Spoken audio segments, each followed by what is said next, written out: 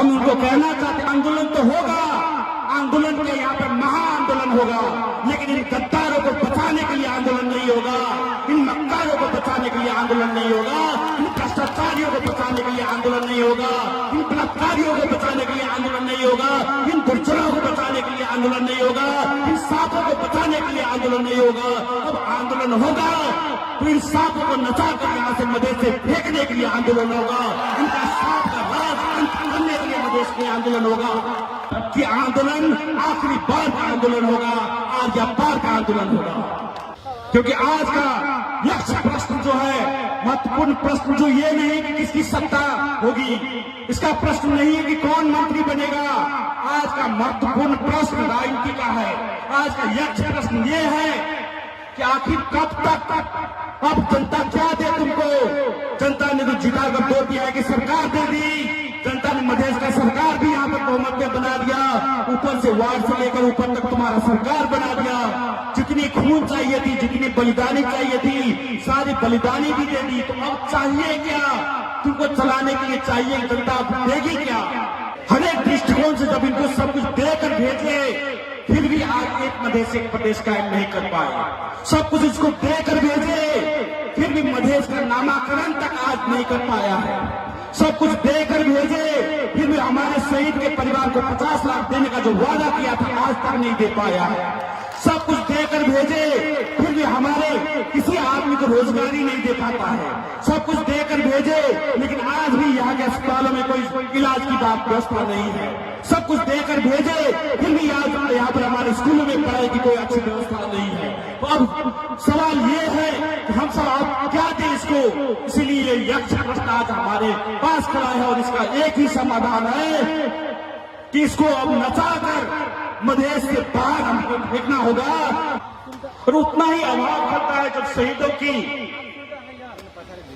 मूर्ति की ओर देखता हूं, क्योंकि 14 वर्ष से वह एक टक लगा के देख रहे हैं कि हमारा सपना पूरा हुआ कि नहीं।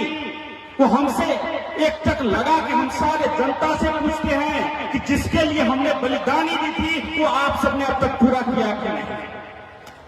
क्योंकि 14 वर्ष में भटकते भटकते श्री राम जी को भी अपना लक्ष्य मिल गया था।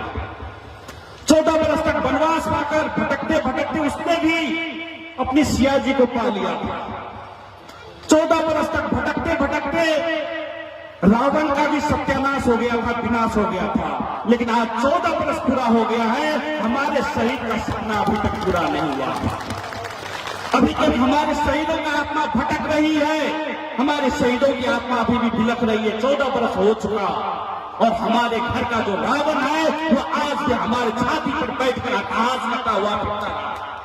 आज भी वो मंत्री बनकर हमारी छाती पर आकाश करता है और मधेशियों पर ही गोली चलवाता है, मधेशियों का ही दमन शोषण करवाता है।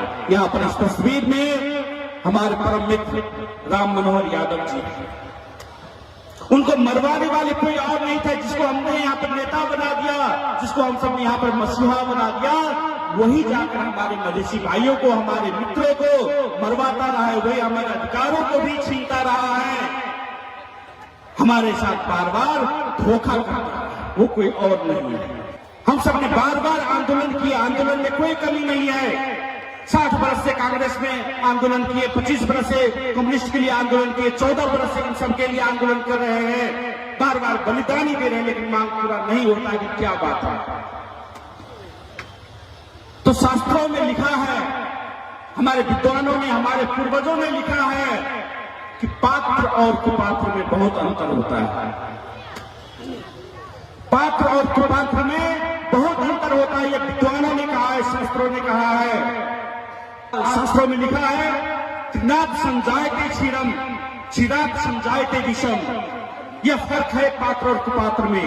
गाय जो है, भैंस जो है, उसको आप सूखा हुआ खड़ भी खिला देते हैं, घास भी खिला देते हैं, भूसा भी खिला देंगे, गाय को वो दूध ही देती है। भैंस को अगर भूसा भी खिला देंगे तो दूध ही देती है। ये पात्र है, ये पात्र है। अगर पात्र को आप भूसा भी देंगे, खड़ भी देंगे, तृण भी खिलाएंगे तो दूध ही देगा, अमृत ही देगा, यह पात्र है। लेकिन मैं दिखाता हूं, आज मैं लेके आया हूं क्योंकि समझने के लिए जरूरी है। लेकिन इसको अगर हम 100 बरस भी दूध पिलाएंगे तो ये क्या करेगा? अगर 100 बरस में हम सब इसको दूध पिलाएंगे तो ये क्या करेगा? ये जब भी देगा हमको 20 ही देगा, जब भी देगा डसेगा ही, जब भी इसके मालिक हम क्यों ना हो। अगर इसको 60 बरस दूध पिला दिए, कांग्रेस को 25 बरस दूध पिला दिए, इन गद्दारों को हम सब 14 बरस तक दूध पिला दिया, अपना खून पिला के पोसे, लेकिन फिर भी ये डसता है मदेशियों को। तो ये तरह तरह के होते हैं,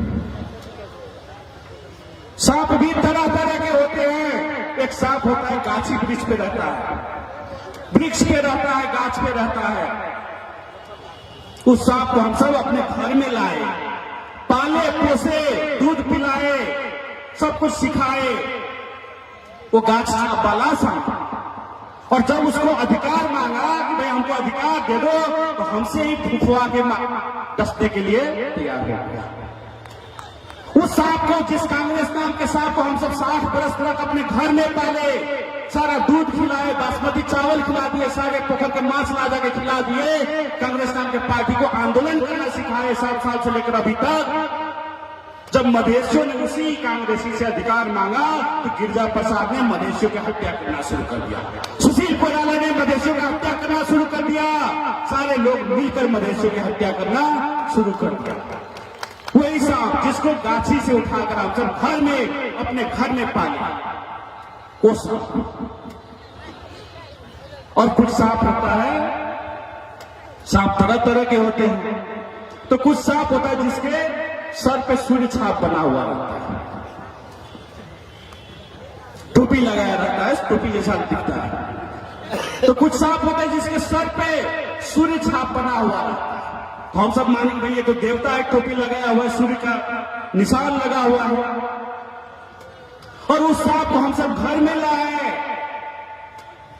और घर में ले जाने के बाद क्या होता है, वो सांप कहता है ये सब तो आम है, आम आम समझ के हम सबको डसना शुरू कर दिया।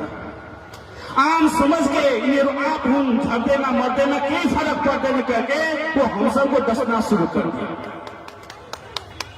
और कुछ सांप ऐसा नहीं होता है, तरह तरह के सांप होते हैं। तो कुछ सांप होते हैं जो यहां पर आके कहता है मलेटा मधेसी से मैं लव पड़े कुछ, ऐसा भी सांप होता है। मलेटा मधेश से लव पड़े कुछ सांप आके कहता है, बड़ा प्यार से सटने आता है, हम सब उसको सटने देते, हम सब बड़ा सीरियस आते हैं मधेश से। और बिसेरा सांप आके कहता है कि मधेसी से लव पड़े कुछ, और हम सब उसको सटने देते हैं, हम सब उसको अपने पास बिठा लेते हैं, अपने घर में आने देते हैं, अपने पास में सुताते हैं। और जैसे रात होती है क्या करता है वो सांप हमको डस लेता है। और वो सिधा में आके ही डसा, सिधा में आके घोषणा किया कि मधेसी संघ में लव पड़े कुछ। सिधा के जनता पतिया गए, जाके वोट डालते मजा से जिता दिया, और जैसे उसको मौका मिला हम सबको डस के हमारा सारा अधिकार छीन लिया। और सांप तरह तरह के होते हैं।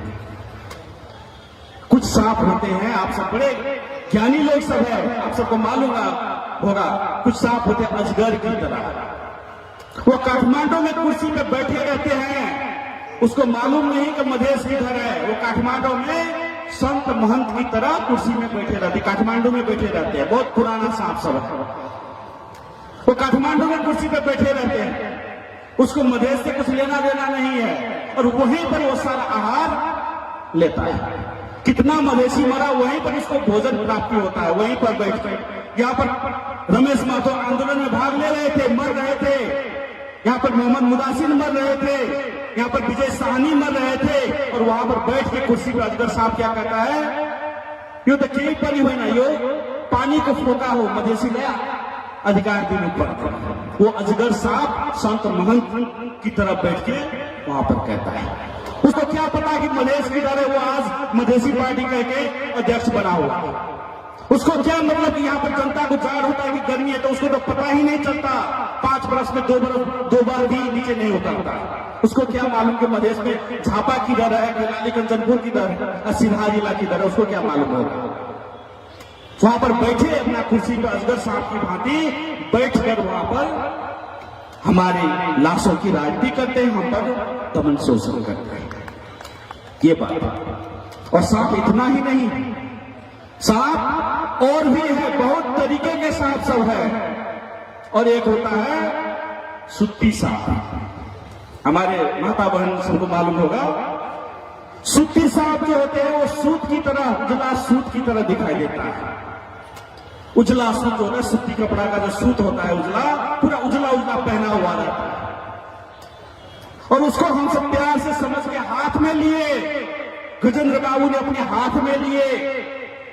गजेंद्र बाबू ने उसको हाथ में सुत्ती सांप को लेके खिलाया पिलाया, अपने हाथ में रख के हाथ का छाप भी दिए, मंत्री भी बना दिए। और बाद में वो गजेंद्र बाबू के हाथ पे ही डस के गजेंद्र बाबू को भी सुला दिया, सद्भावना पार्टी को भी सुला दिए, हाथ साहब को भी सुला दिए।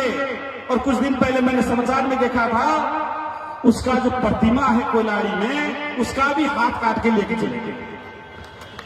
ये ऐसे नेता सब है।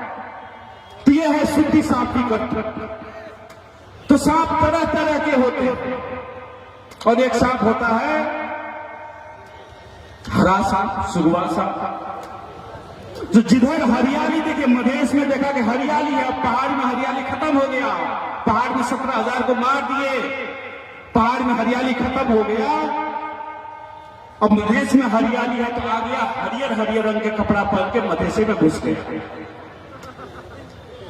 उधर मरवा दिए 17,000 आदमी को, कुछ अधिकार नहीं दिया। संविधान को जारी करने वाले भी वही, इस संविधान पर साइन करने वाले भी वही। जब मधेशियों का संविधान सभा में दबदबा था, उस संविधान सभा को विघटन करने वाले भी वही सुगवा सांप है। और सारा अधिकार मधेशियों का छीन लिया। और अब हरा हरा मधेश में जब देखता है तो हरा रंग के चोला पहन के मधेश में घुस गया है। आज वही यहाँ के पार्टी का अध्यक्ष बन गया है और कहता है कि हम मधेशियों को अधिकार दिलाएंगे। तो ये सुगवा सांप बड़े खतरनाक होते हैं कि हम जैसे ही देखने का नाटक करता है, धोती पहन के चला आएगा, हरा रंग का कपड़ा पहन के चला आएगा। इससे हमें सावधान रहना है, क्योंकि मधेशियों का सारा अधिकार हनन करने वाले हैं। और सांप तो और भी होते हैं। और एक होते हैं सबसे खतरनाक जो होते हैं, वो होते हैं कालिया नाग। वो कहता है तुम भी काले हम भी काले। देखो तो हम भी मधेसी काले, तुम भी मधेसी काले, कह के वो कालिया नाग आता है। वो कालिया नाग आता है, दर्जनों मधेशियों को शहादत दिलवाता है, डसता है। और बाद में जब सत्ता हथिया लेता है, जब मंत्री बन जाता है, तो वही आदमी कहता है कि मधेशवाद बने को क्यों। वो कालिया नाग का लक्ष्य है। जब सत्ता में चला जाता है तो वही मधेशियों को ही डसने चला आता है। ये राम मनोहर यादव की हत्या करवाने कोई और नहीं, वही कालिया नाग है। और शास्त्रों में लिखा है, शास्त्रों में लिखा है कि ये सब नाग से भी बदतर है, उससे भी खतरनाक है, जहरीला नाग से भी बदतर है ये सब। क्योंकि शास्त्रों में लिखा है सर्पो दंसति कालेना दुर्जनस्तु पदे पदे। सांप तो फिर भी आपको एक बार डसेगा, जहरीला सांप कितना क्यों ना हो वो एक बार डसेगा, लेकिन ये दुर्जन लोग आपको बार बार डसता है, एक बार नहीं बार बार डसता है। 63 साल के बाद हम सबने कितने बार यहां से जिता के भेजे इसको, बार बार मंत्री ही बना, बार बार स्वास्थ्य मंत्री बना, बार बार विदेश मंत्री बना, दर्जनों बार मंत्री बने, बार बार हम सब मधेशियों को भी डसता रहा, बार बार मधेशियों का ही अधिकार छीनता रहा, बार बार मधेशी पर ही आक्रमण करता रहा। ये वो दुर्जन होते हैं। इसीलिए शास्त्रों ने कहा है कि सांप से बचिए, सांप से भी खतरनाक ये दुर्जन लोग होते हैं। दुर्जनस्तु पदे पदे, ये हर एक कदम कदम पे आपको डसेगा, ये ऐसा दुर्जन लोग है। इसीलिए सावधान हमको होना है कि अब करना क्या है, इसका कोई विकल्प नहीं है। जब तक हम सब ऐसे दुर्जन को चुनते रहेंगे, जब तक ऐसे जहरीला सांपों के हाथ में अपनी सत्ता देते रहेंगे, तब तक ये हमको डसता ही रहेगा और ये एक पीढ़ी भी डसेगा कि आपके बेटा को भी डसेगा, आपके पोता को भी डसेगा, उसके जो पोता होगा उसको भी डसेगा। ये पीढ़ी दर पीढ़ी डसता रहेगा ऐसे दुर्जन लोग। इसीलिए अब ऐसे सांप को जो ऐसे पकड़ के पूरा नचा के जो ऐसे करके पूरा मधेश से यहां से फेंकना, तभी जाके मधेशियों को हमें अधिकार मिलेगा। पिछले 3 बरस से ये लोग अपने बिल में घुसे हुए थे। इनको जिता के जब भेजे थे काठमांडू में, अपने बिल में घुसा हुआ था 3 बरस से। जब जनता यहां पर भूखी मर रही थी, जनता यहां पर नंगी मर रही थी, यहां पर बाढ़ में बह रही थी जनता, जब खाने के लिए मजदूर के पास कुछ नहीं था, जब किसान खाद के लिए बिलख रहा था, किसान अपनी खेती के लिए बिलख रहा था, महिला अपनी बच्चे की जान के लिए बिलख रहा था, तब इनको कोई याद नहीं आता था। और जब आज उसकी कुर्सी गई है काठमांडू में, तो वो सब अपने बिल से बाहर निकल के फिर मधेश में तिलमिलाने लगा रहा है, फिर मधेश में आ गया है तिलमिलाने के लिए। इसको और कुछ मतलब नहीं है, बस अपनी जो कुर्सी छीनी गई है उससे मतलब है। इसको 3 बरस से कहां मतलब था कुछ, लेकिन आज जब उसकी कुर्सी छीनी गई है तो फिर काठमांडू की बिल से बाहर निकल के ऐसे मधेश में तिलमिला रहे हैं और डसने के लिए जनता तलाश कर रही है कि किधर शहीद बनाऊं, किसको शहीद बनाऊं, किसका गरीब का बच्चा को चुनूं। ये शहीद बनाने के लिए आज फिर मधेश में तिलमिला रहा है। तो हम उनको कहना चाहते हैं, आंदोलन तो होगा, आंदोलन के यहाँ पर महाआंदोलन होगा, लेकिन इन गद्दारों को बचाने के लिए आंदोलन नहीं होगा, इन मक्कारों को बचाने के लिए आंदोलन नहीं होगा, इन भ्रष्टाचारियों को बचाने के लिए आंदोलन नहीं होगा, इन बलात्कारियों को बचाने के लिए आंदोलन नहीं होगा, इन दुर्जनों को बचाने के लिए आंदोलन नहीं होगा, इन सांपों को बचाने के लिए आंदोलन नहीं होगा। अब आंदोलन होगा तो इन सांपों को नचा कर यहाँ से मधेश से फेंकने के लिए आंदोलन होगा, इनका सांप का राज अंत करने के लिए मधेश में आंदोलन होगा। और अब की आंदोलन आखिरी बार का आंदोलन होगा, आज या बार का आंदोलन होगा, क्योंकि आज का लक्ष्य प्रश्न जो है, महत्वपूर्ण प्रश्न जो ये नहीं कि किसकी सत्ता होगी, इसका प्रश्न नहीं है कि कौन मंत्री बनेगा, आज का महत्वपूर्ण प्रश्न राजनीति का है। आज का लक्ष्य प्रश्न ये है कि आखिर कब तक अब जनता क्या दे तुमको। जनता ने तो जिता कर दो दिया है कि सरकार दे दी, जनता ने मधेश का सरकार भी यहाँ पर बहुमत में बना दिया, ऊपर से वार्ड से लेकर ऊपर तक तुम्हारा सरकार बना दिया। जितनी खून चाहिए थी, जितनी बलिदानी चाहिए थी, सारी बलिदानी भी दे दी। तो अब चाहिए क्या तुमको चलाने के लिए, चाहिए जनता देगी क्या। इसलिए आज ये सोचने का माहौल है, सोचने का वक्त है। हमें हर एक दृष्टिकोण से जब इनको सब कुछ देकर भेजे, फिर भी आज एक मधेश एक प्रदेश कायम नहीं कर पाए। सब कुछ इसको देकर भेजे, फिर भी मधेश का नामाकरण तक आज नहीं कर पाया है। सब कुछ देकर भेजे, फिर भी हमारे शहीद के परिवार को 50 लाख देने का जो वादा किया था आज तक नहीं दे पाया है। सब कुछ देकर भेजे, फिर भी हमारे किसी आदमी को रोजगारी नहीं दे पाता है। सब कुछ देकर भेजे, लेकिन आज भी यहाँ के अस्पतालों में कोई इलाज की बात व्यवस्था नहीं है। सब कुछ देकर भेजे, फिर भी यहाँ पर हमारे स्कूलों में पढ़ाई की कोई अच्छी व्यवस्था नहीं है। तो अब सवाल ये है कि हम सब आप क्या दें इसको। इसीलिए ये यक्ष प्रश्न आज हमारे पास खड़ा है और इसका एक ही समाधान है कि इसको अब नचाकर मधेश से बाहर हमको फेंकना होगा। और इसके बाप का घड़ा जो है वो भर चुका है। जिस तरह से यमुना में आप सबने महाभारत में देखा होगा, जब कालिया नाग रहता है उसने पूरा यमुना के नदी के पानी को ही क्या करता है, जहरीला बना देता है, जिसकी वजह से वहां के समाज में पूरा विष फैल जाता है, वहां की जनता मरने लगती है। उसी तरह हमने इसको जिताकर भेजा, वार्ड में बड़ा अध्यक्ष बना दिए, गोपाल का अध्यक्ष बना दिए हैं, मंत्री तक बने, प्रदेश में सरकार बना, संघ में सरकार बना हुआ है। लेकिन यह पूरा का पूरा जहर जो है आज हमारे बीच में फैला दिया है। आज हमारे बच्चे मर रहे हैं, भूखे मर रहे हैं, नंगे मर रहे हैं, बिना किसी इलाज के मर रहे हैं, बिना शिक्षा के मर रहे हैं, बिना रोजगारी के मर रहे हैं। ऐसी अवस्था जर्जर अवस्था कर दी है। जब कालिया नाग का अत्याचार का घड़ा भर जाता है तो वहां कृष्ण का जन्म होता है। और हम सभी लोग जानते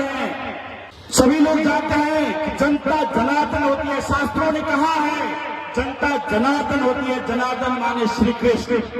और जब कालिया नाग का पाप जब भर जाता है, पाप का घड़ा जब भर जाता है, तो श्री कृष्ण उस दह में कूदते हैं, यमुना में कूदते हैं और कालिया नाग के फन पर चढ़कर वहां पर वार करते हैं। उसी तरह कालिया नाग का जो अत्याचार मधेश में बढ़ गया है, और जनता जागेगी और सारे कालिया नाग के फन पर लॉर्ड स्पीकर साहब का मोहर लगा के इसको दमन करेगी, उसका जवाब देगी।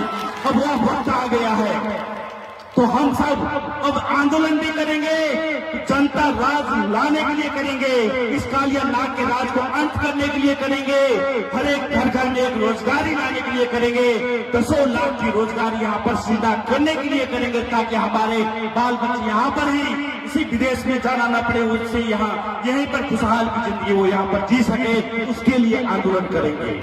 और जब भी निर्वाचन होगा, चाहे वो 3 महीना के बाद में हो, 6 महीना के बाद में हो, 1.5 वर्ष के बाद में हो, निर्वाचन तो होना ही है। अभी जो भी राजनीतिक प्रक्रिया चल रही है उसके लिए हम सब अदालत की निर्णय को इंतजार कर रहे हैं, लेकिन जो भी निर्णय देगा अदालत, चाहे 3 महीना के भीतर में निर्वाचन हो या 6 महीना में हो या 1.5 वर्ष में हो या 1 वर्ष में हो, जब भी होगा अब हम सबको लॉर्ड स्पीकर ऑरेंज साहब में मोहर लगा के यहाँ पर जो है कालिया नाग का राज जो है उसको हम सबको अंत करना है। और मैं निर्वाचन आयोग से भी कहना चाहता हूँ, सरकार से भी कहना चाहता हूँ कि निर्वाचन निष्पक्ष कराने की बात कीजिए, निर्वाचन निष्पक्ष कराने की बात कीजिए, क्योंकि थॉमस स्टुअर्ट ने भी कहा था, it's not the voting that's democracy, it's counting. अर्थात खाली निर्वाचन का हो जाना लोकतंत्र नहीं होता है, उसकी गिनना कैसी होती है, गिनती कैसे किया जाता है वोट, उससे लोकतंत्र का निर्धारित होता है। तुम वोट गिनोगे लाइट ऑफ करके सिरा में और कहोगे निर्वाचन हो गया तो होगा, ये नहीं चलेगा। इसीलिए निर्वाचन भी निष्पक्ष हो और उस हिसाब से निर्वाचन के लिए हम सबको हर एक स्तर से तैयार रहना है, चाहे 3 महीना के बाद हो, 6 महीना के बाद हो, हम सबको अभी से घर घर जाना है, घर डायलॉग करना है, सभी जनता को समझाना है कि आज तक हमको अधिकार नहीं मिला, क्योंकि हम सब कुपात्र को चयन कर रहे थे, दुर्जनों को चयन कर रहे थे, नाग को चयन कर रहे थे, कालिया नाग को चयन कर रहे थे, तरह तरह के विषैला सांप को चयन कर रहे थे। अब उस सांप के राज को अंत करना है और यहाँ पर जनता राज लाना है। इसलिए ये घर घर जाइए, घर घर समझाइए, और कोई आदमी इस इंतजार में न रहे कि बाद में लग जाऊंगा, बाद में देख लूंगा, क्योंकि इंतजार करने वालों को कुछ नहीं मिलता है। जो कभी चले थे अकेले उनके पीछे आज मेले हैं, जो करते रहे इंतजार उनकी जिंदगी में आज भी झमेले हैं। इसीलिए जिसको लगना है वो आज से लगे, अभी से लगे, और घर घर जाके जनता राज लाने के लिए अपना मेहनत करे। आयल छे, समय प्रतिकूल है, ताहि दुआरे ठंड के मौसम है, तमाम स्वराज्य नेता कार्यकर्ता के आग्रह करे छी जे जगह से जेहने आयल छियै एते बड़का सभा के जे सफल